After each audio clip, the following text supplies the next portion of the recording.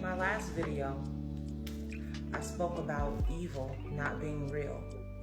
And I just want to give you a bit more clarification on that, because many people think that when we say evil, it's only in regards to people throwing black magic at you. It's only in regards to trauma that you've been through and people that you see in the world doing things that you would call quote unquote evil. Evil is just as much about you putting more faith in bad things happening or the lack of faith than believing in the good of things, believing that good things can happen for you. That too can be considered what we call evil, which is not real. It is actually just your body being used to certain patterns of anxiety, of not feeling safe. So as soon as a situation arises, you automatically go to the worst case scenario instead of believing in the good of things, instead of believing that miracles can happen for you, instead of believing that you're lucky and highly favored. This is also believing more in evil, or believing that it's more powerful. Faith is the opposite. When you have faith, it means that you're believing in the good of things. That even though you might not have the evidence in front of you, you believe that universal forces are conspiring to work out everything for your favor. Faith is simply you grounding yourself in the knowledge that you are the creator of your reality. What does that mean? If you put something out in the universe, you must know that it's already done. You must know that it's possible. So it's not blind faith. Because anyone who is a master manifester understands that it begins with a thought, followed by a feeling. And that feeling is confidence that it's already done before you have the evidence in front of you. So you believing that nothing good happens for you, that things will never work out, that you don't have enough, that you can't get clients, nobody wants to support you or sow into your business, true love is too good for you, that you're not worthy. This is you believing more in evil. This is you believing more in bad. When you're feeling like you're not enough. When you are an infinite creator, worthy of everything. But because of the infection that I spoke about in the last video, your mind is a little tainted, so you don't see clearly. But once you start to clear away the spiritual glaucoma, you will be able to see that you always have the power. You'll be able to see that your words have power. Your words are spells. Your thoughts are spells too. So a man thinketh, so is he. So watch what you are putting your energy into. Because where your energy flows, that grows. So are you pouring your energy into believing that good things can happen, believing in the good of people, believing that there are people out there who will support you, who want to love on you, who want to reciprocate the love that you have to give. That there are opportunities that were created just for you. That anything is possible for you. This is you believing more in good. When you start feeding your mind these thoughts, you are changing the reality around you. And sometimes you can even change how people respond to you by the way that you perceive them. But if you're believing more that people don't love you, people don't support you, people don't like you, people always hating on you, you're actually calling that into your reality. And you're believing more in the bad and negativity of that person than in the good of that person. And we all have both. You can choose to see the good in people. I'm not saying to be blind to the things that they do to you, but I'm saying don't assume that that is how people are going to approach you or encounter you. Assume the best. If they show you something different, then cool. But assume the best. There was a cute little, I call it a cute little experiment that I did when I was out yesterday. Because I noticed a while back that I was doing this. I had a lot of anxiety. So when I would go out, my mind would tell me like lies. It would lie to me and say that when this person is looking at me, oh, they must be hating on me. When this person is staring at me funny, then it must be negative. And that was just trauma from all the bullying that I had suffered. And so I assumed that everybody was against me, that the world was against me. Until I realized that there's power in your thoughts. Glamour magic and mirror magic isn't just about standing in front of the mirror. So what I did was when I was out in public, anytime somebody would look at me, I would literally create the thought for them. I would tell myself stuff like, she's so beautiful. Oh my God, she's so magnetic. Who is she? It's like I was creating my own inner dialogue for these people. And this is actually a powerful tool, even before you go out in public. Take a moment and meditate on how you want people to respond to you. The things that you want them to say. Don't focus on the things that you think they're going to say. Because a lot of times our mind is going to go to the worst things. They don't understand me. They are just talking about me. They always hating on me. That's just trauma. And so in order to start healing that, you have to replace that with positive thoughts. Replace it with the thoughts that you want people to think about you. Replace it with the things you want people to say about you. Oh, she's so wise. She's so amazing. I would love to be in her energy. I would love to get to know her. I would love to get to know him. Who is he? And do you know, literally, when I started doing that, random people were just staring at me. It literally changed the reality around me. People started responding to me differently.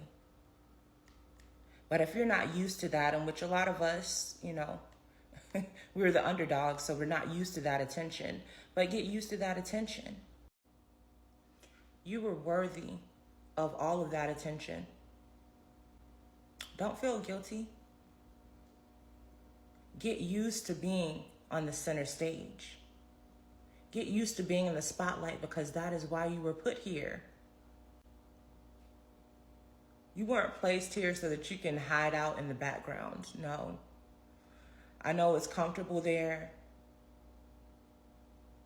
but you're bigger than that. Your mission requires that you approach the stage, that you stand out, and that you feel comfortable and safe in that. And the best way is you have to create that safety within your own environment. So when you're telling yourself stuff like, I don't have enough money, Nobody likes me. Everybody is against me. When you're believing more in the bad, you're actually creating an unsafe environment for yourself. You're painting a picture that hasn't even happened yet. Assuming the worst. So once again, it is not real. It is fear trying to protect you. So it gives you all of these illusions to keep you from facing that fear. Push through it by replacing those negative thoughts and feelings with positive ones. Because once again, you're giving it power. You're giving into fear. You're giving into doubt. You're giving into anxiety.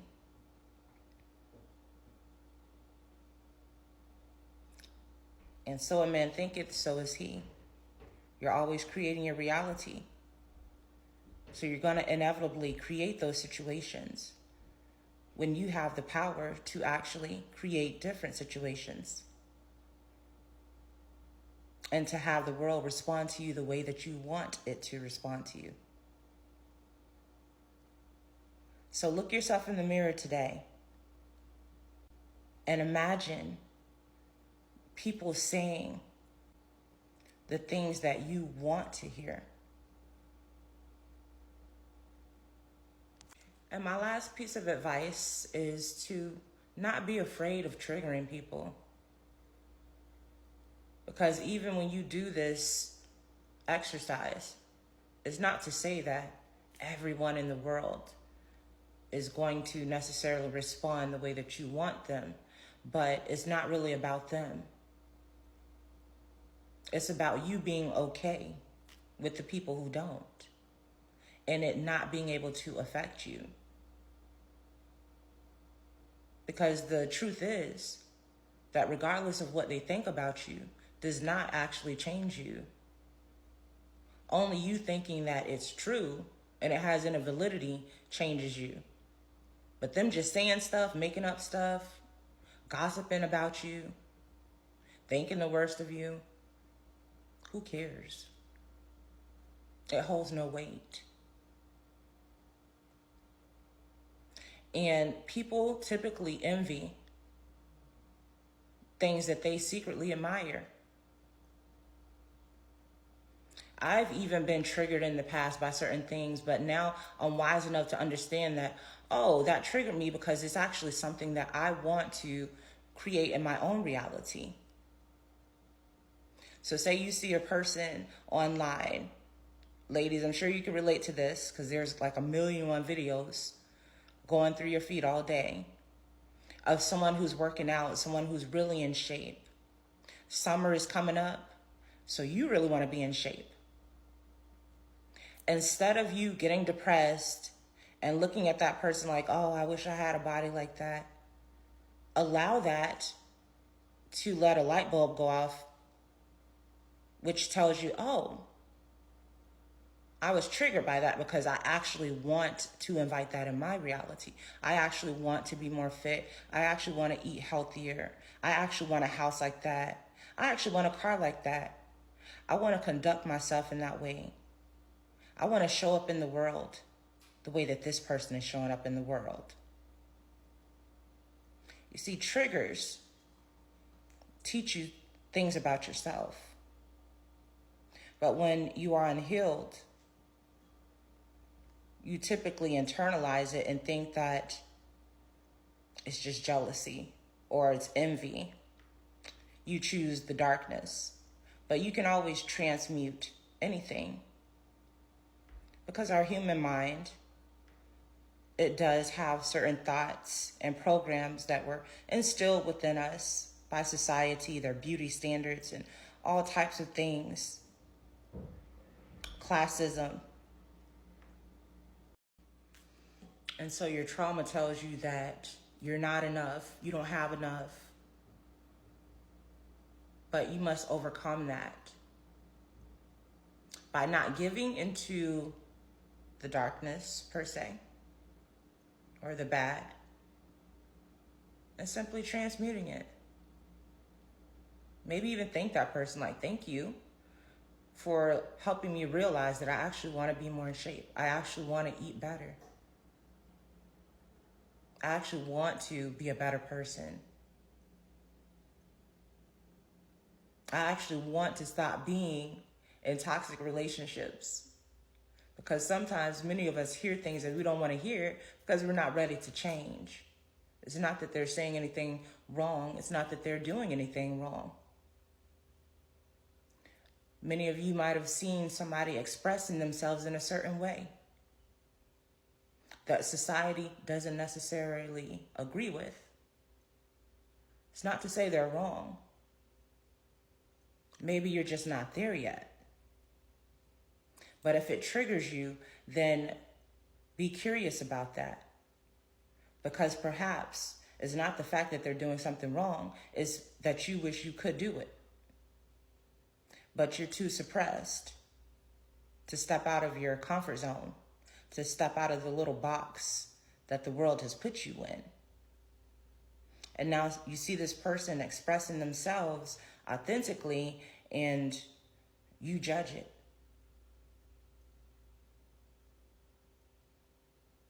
When actually they're inspiring you. So, once again, start believing more in the good of everything. The good of people, of mankind. The good of situations in your life. Start believing that miracles can happen for you. That your life can turn around. That your dreams can come true. That you can get your business off the ground and people will want to support you and pour into you. But it starts with yourself and you knowing that you're worthy of that and that it is possible. Because perhaps you're blocking yourself. But when you move out the way, the universe does the rest. All you have to do is have faith. Believe in yourself. Peace and love. Chapter 1. Weapons ye know not of. I have weapons ye know not of. I have ways ye know not of. I've channels ye know not of. Mysterious weapons, mysterious ways, mysterious channels. For God works in mysterious ways, his wonders to perform. The trouble with most people is that they want to know the way and the channels beforehand. They want to tell Supreme Intelligence just how their prayers should be answered. They do not trust the wisdom and ingenuity of God. They pray, giving infinite intelligence definite directions how to work, thereby limiting the Holy One of Israel. Jesus Christ said, "When ye pray, believe ye have it." What could be more simple or direct? Become as a child if you would enter the kingdom. We might paraphrase the scriptures and say, have the expectancy of a little child and your prayers will be answered. A child waits with joyful expectancy for his toys at Christmas. I give the illustration of the little boy who asked for a drum for Christmas. The child does not lie awake at night agonizing over his drum, wondering whether he will get it. He goes to bed and sleeps like a top. He jumps out of bed in the morning, ready for the happy day before him. He looks with wonder at that which is before him.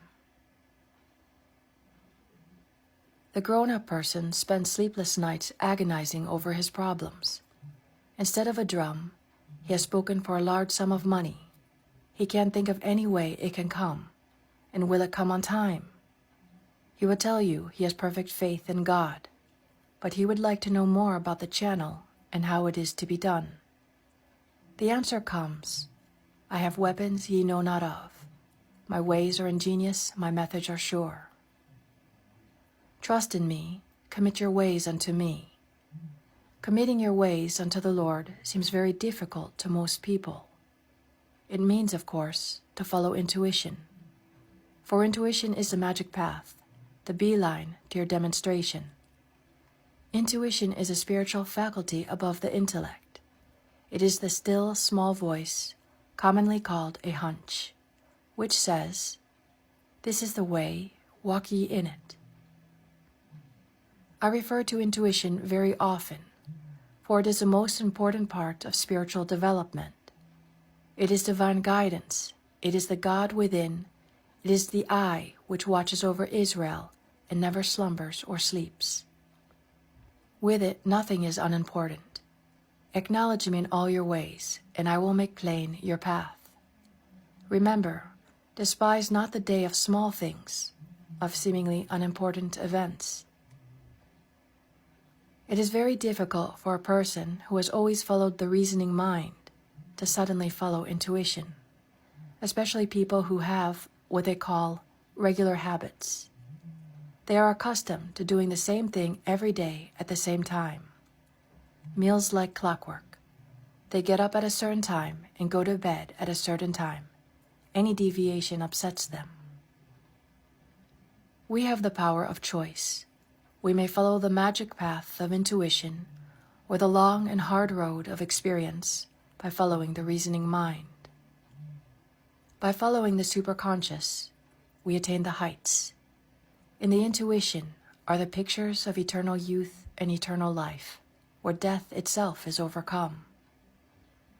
We have the power to impress the subconscious mind with the picture of eternal youth and eternal life.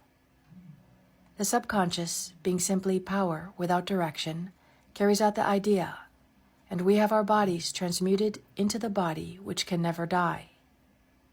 We see this idea partly expressed in the moving picture, The Lost Horizon. Shangri-La was a symbolic picture of the world of the wondrous, where all conditions are perfect. There is a spiritual prototype of your body and affairs. I call it the divine design, and this divine design is a perfect idea in your superconscious mind. Most people are far from expressing the divine idea of their bodies and affairs. They have stamped the contrary pictures of disease, old age, and death upon the subconscious, and it has carefully carried out their orders. Now we must give a new order. Let me now express the divine idea in my mind, body, and affairs.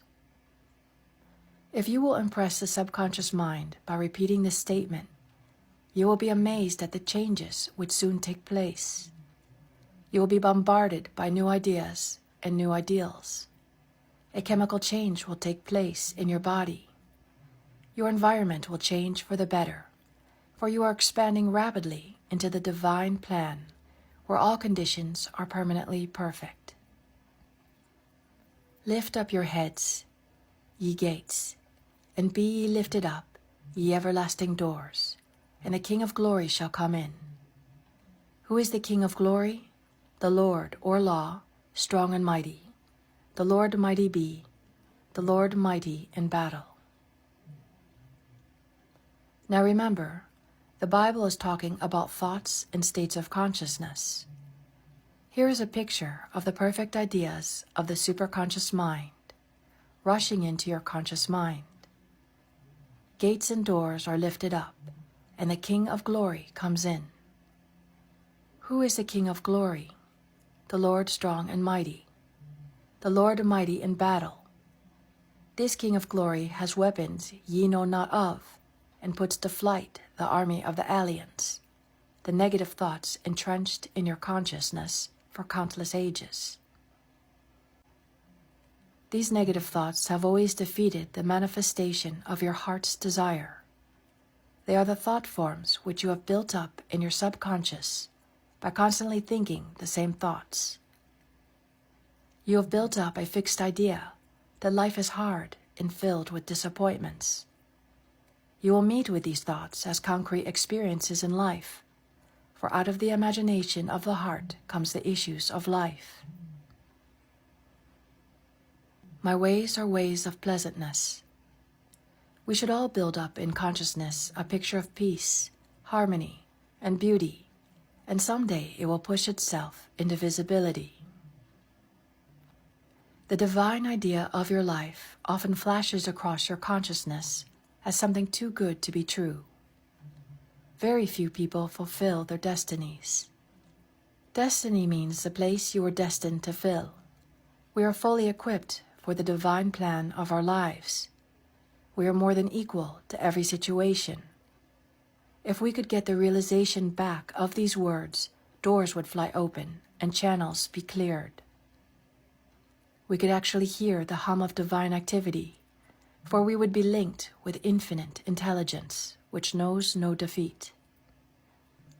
Opportunities would come to us from unexpected quarters. Divine activity would operate in and through all our affairs, and the divine idea would come to pass. God is love, but God is law. If ye love me, keep my commandments or laws. Dr. Ernest Wilson told me that his first knowledge of truth came through reading Emerson's Concentration. Concentration means loving absorption. We see children lovingly absorbed in their play. We can only be a success in a line which interests us greatly. Great inventors are never bored with their work, or they would never bring forth great inventions. Never try to force a child to be something he does not want to be. He will only prove a failure. The first start towards success is to be glad you are yourself. So many people are bored by themselves. They have no self-reliance and are always wishing they were with someone else.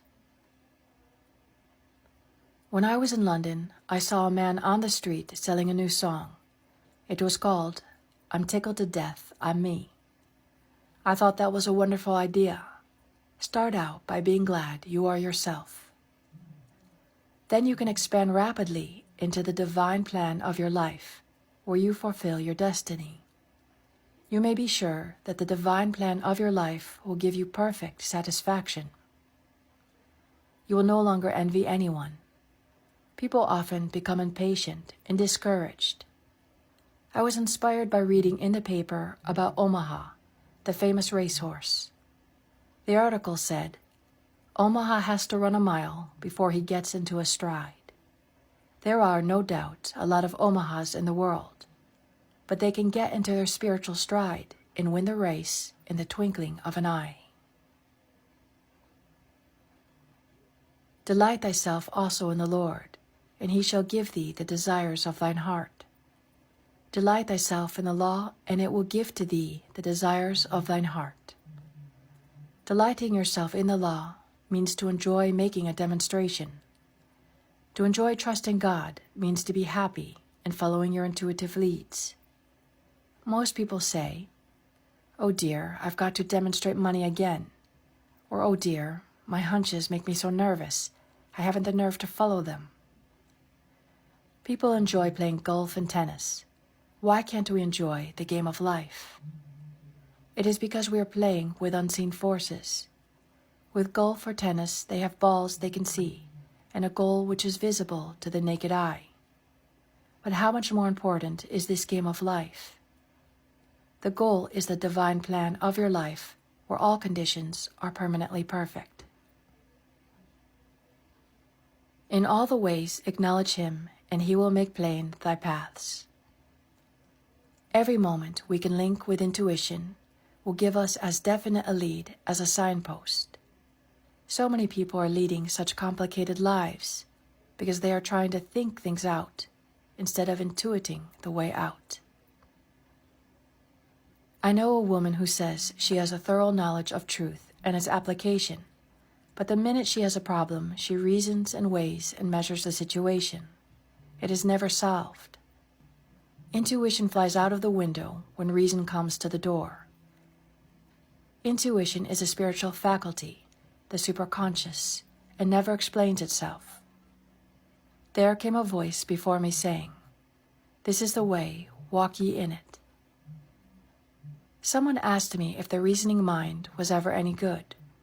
The reasoning mind must be redeemed. Trust in spiritual law, and it will be given you. Your part is to be a good receiver. Prepare for your blessing. Rejoice and give thanks, and it will come to pass. I have weapons ye know not of. I have ways which will astound you. This ends chapter 1. Chapter 2, Luke 10:19. God's gift to man is power and dominion over all created things, his mind, his body, and affairs. All unhappiness comes from lack of power. Man imagines himself weak and the victim of circumstances, claiming that conditions over which he had no control caused his defeat. Man by himself is indeed a victim of circumstances, but linked with God power, all things are possible. Through a knowledge of metaphysics, we are discovering how this can be done. By your word, you can contact this power.